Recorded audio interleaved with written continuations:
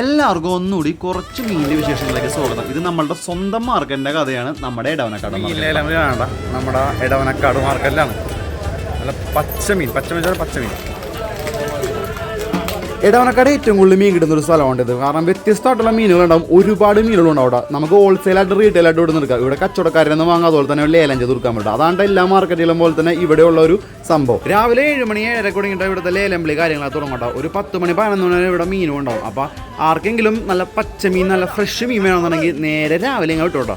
നിങ്ങൾക്ക് ലേലം വിളിച്ചതിനെ മീൻ എടുക്കുന്നുണ്ടെങ്കിൽ നിങ്ങളൊരു 7 മണി അല്ലെങ്കിൽ 7 എത്തണം കേട്ടോ. ആ സമയത്തായി കൂടെ പൊരിഞ്ഞ ലേലം വിളി കിടക്കുന്ന കേട്ടോ. പിന്നെ അതേ ഈ കാണുന്ന പോലെ ഇത്ര അടക്കൊതുക്കത്തിൽ നല്ല മെനയായിട്ട് മീൻ എവിടെയെങ്കിലും വെച്ചിട്ടുണ്ടെങ്കിൽ ഒന്ന് കമൻറ്റ് ചെയ്യട്ടോ. പിന്നെ ഈ നമ്മളുടെ ലൊക്കേഷൻ വരുന്നത് കറക്റ്റ് പഴങ്ങാട് പാലത്തിന് താഴെ വശോട്ടാണ് നമ്മുടെ മാർക്കറ്റ് വരുന്നത്.